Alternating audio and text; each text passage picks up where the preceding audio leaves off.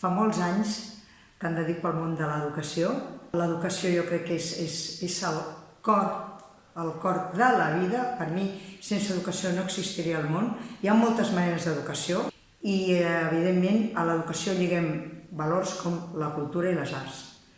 Per això jo entenc que en aquesta etapa de la meva vida que m'estic dedicant ja fa anys als joves amb risc d'exclusió social, l'educació no és el leitmotiv, és l'eina més important de la que disposo. Ha estat una trobada extraordinària. En un moment determinat, Cristina i jo vam coincidir en moments concrets, en projectes concrets, amb ganes, i vam trobar que teníem camins que es podien creuar perfectament. Si parlem ja del projecte Traspassant Murs, és, com dir una mica, la culminació d'un somni que per fi, i m'agrada dir-ho així de clar, un somni. M'agrada pensar que tot el que vols portar a terme es pot produir. I què m'ha passat amb la Fundació SEDVA? Que hem pogut fer realitat un projecte d'una manera meravellosa, integradora, lliure, de cultura, d'art, de color, de vida. I llavors ha estat una trobada que a més penso que continuarà molt de temps i que a més resumeix molt l'esperit de SEDVA, de la Fundació. Jo m'hi trobo molt a gust amb SEDVA perquè, a veure, coincidint en els valors, i això és important. Clar, uns valors integradors on, sense ànim de lucre, però tu mires els objectius, mires el programa, mires la filosofia de la Fundació i dius, sí, les exposicions que es fan al metro, que jo les anava veient, que es van fer al Liceu, la presentació de les fotografies de les dones, de la violència, al bosc, tot forma part dels teus ulls i la teva manera d'entendre. Llavors dius, bingo, coincideixo plenament.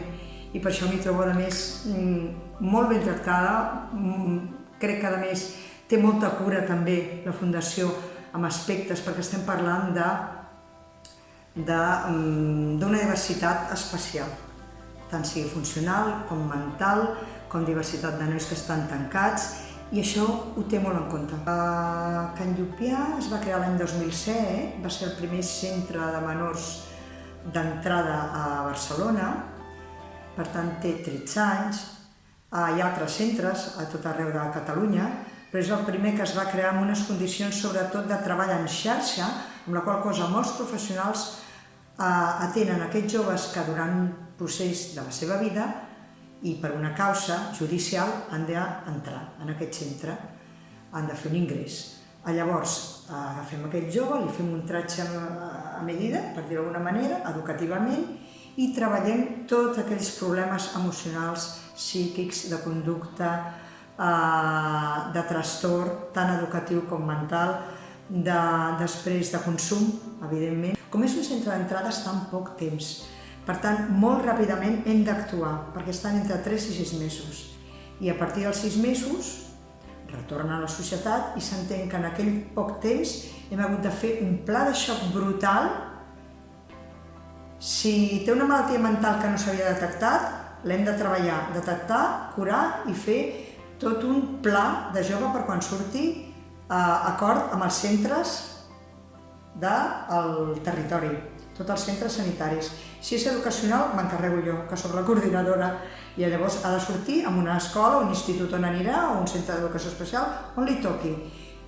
Si és de consum, es treballa també en hospitals, com és Sant Joan de Déu, on es treballen els consums, i quan surti anirà a fer les seves teràpies corresponents. Quan entra un jove ja se li fa el tracte, es mira, s'investiga, ens reunim, ens coordinem, direm aquest jove té això, al cap d'un mes diem té això, són les reunions de l'equip multidisciplinar del que jo en formo part. Què té aquest jove? Quines mancances? Quines necessitats? Com podem cobrir això? Quin medicament necessita? Què ha passat amb els estudis mèdics, amb el consum o no consum, o per exemple amb la historial familiar, en quin moment es troba, què necessita, li fem un tracte a mesura. Ojo, això és que és molt sorprenent. Jo tinc nens que han viscut 2 anys en un cotxe dormint amb la mare. Vull dir, amb tot aquest panorama que tenim, i que és real, senyors, a veure, això és la realitat, això és la realitat, i us podria explicar en molts més casos. Parlem de famílies, la majoria pobres, molt pobres, que no tenen accés a recursos econòmics i que han comportat que tota aquesta xacra l'hagin arrossegat. Espanya ha tingut moltes crisis, cada cop que hi ha una crisi, evidentment, es desestabilitzen les famílies, s'agreugen els problemes i els nois joves ho pateixen. Hi ha un error en aquesta societat que és de no cuidar els adolescents. I ho dic així de clar. Fa molts anys que treballo amb adolescents i no estan cuidats. A mi em fa posar els pèls de punta perquè no es pensa sistèmicament. Sistèmicament vol dir que aquests joves formaran part del futur. Els joves que venen dels països del nord de l'Àfrica venen per quedar-se i treballar i els hem de donar la benvinguda, ajudar-los i preparar-los. És un deure humà de la humanitat. En casos de noies que han patit també, hem tingut noies fins aquest any. Per tant, jo porto quasi 9 anys porto, sempre hem vist les noies. Ara estan en un centre que es diu Els Til·lers, que allà només hi ha les noies. És un número molt baixet, les noies, molt baixetes. I són altres causes. I, per desgràcia, són les grans oblidades. Per això una gran part que estava molt bé amb SETVA és que la pintura els oferia identificar-se amb elles. Cada jove és atès per una mitja entre 5 i 7 persones que conformaran la seva estada allà i els programes que fa tant a nivell educatiu com laboral i social i psicològic. Tot aquest conjunt de coses, de programes, que farà un cop posi el peu allà, quan surti, això ha de donar fruit, d'alguna manera. En funció de l'edat li donem un pla educatiu. Quan dic educatiu englobo tot, socioemocional, psicològic i laboral. No és el mateix un noi de 14 que un noi de 16, que un noi de 17, que un de 18 i 19. 17, 18 i 19 tenim molt en compte l'activitat formativa laboral. Aquests nois, si estan uns 6 mesos, surten amb un document del servei d'ocupació que poden anar com a fer de pinche, a netejar, poden buscar-se la vida. Sempre l'objectiu és omplir el pla d'aquest jove, que quan surti tingui esperança, el primer, que és el que intentem donar-li, haver millorat com a persona, retornar a la societat amb un pla que l'ajudi. Menors en risc d'exclusió parteixen d'una situació psíquico-física, emocional, devastada, amb la qual cosa els seus referents estan destruïts. Com estan destruïts, en certa manera nosaltres hem d'omplir aquest bagatge que no existeix. Molts han abandonat l'escola precoçment. Altres no han anat a escola. Nois que han vingut dels països nord-saharians no han anat ni a les madrasses ni a les escoles, han viscut al carrer. Llavors, com l'art és lliure i l'únic que et demana és posar-te a pintar i crear, això els omple 100%. La implicació dels joves a Can Llupià no ha estat fàcil, però ha tingut uns resultats extraordinaris. Mirant aquests, estem a la tercera fase, fent un balanç real, perquè s'ha de fer també amb números, s'ha de fer com amb les memòries que es fan. A veure, no és una cosa que tu dius a l'aire, que dius anem a valorar. No, t'asseus a valorar i hi ha la documentació. Per la part de documentació i la part de memòries ha estat factible, ha funcionat i ha sigut perfecte. Anem a la part emocional d'un projecte que ha de deixar una petjada. Jo entenc que ha de ser útil també i ha de servir, perquè aquests joves es troben que quan entren a Can Llupià hem de parlar de joves amb una mesura judicial, amb una edat fràgil, amb unes condicions socials molt variables, perquè allà podem tenir des del jove que ha vingut amb una pastera que ha travessat sota un camió que fa esfereir, al igual que un noi que ha tingut un problema familiar i el jutge l'envia.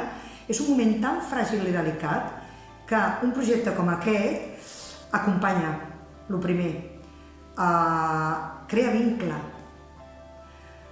Això és una cosa molt important quan tu estàs sol, encara que estiguis envoltant de professionals, envoltat de persones que t'acompanyen, de tutors, de mestres, però estàs sol. No deixes de ser una persona que la família ha desaparegut, en molts casos inexistent, i tu t'hi trobes enfront d'un projecte que es comença. Necessiten aquest aquesta brisa, aquest bri d'aire, de cultura, de pintura, d'altres maneres de mirar, de fer, i cada mes, a part de crear vincle, crear grup, els hi treu la millor part d'ells. Perquè ja es relaxen i desenvolupen aspectes que tenen i plus que tenen interiorment i que desconeixen completament. Molts quan acaben et comentaven: oh, me encanta pintar, me quiero ir a pintar, oh, me gustaría pintar esto, oh, quiero ser artista, o que bé, com m'agrada, senzillament. S'han redescobert amb ells, han redescobert el treball en col·lectiu, que això és molt important, fora d'aules, per tant no és institucional ni és la part educativa de currículum marcat, i jo crec que per damunt de tot amb un respecte i una llibertat impressionant. Llibertat en un lloc tancat. És com traspassant murs. Jo crec que el que...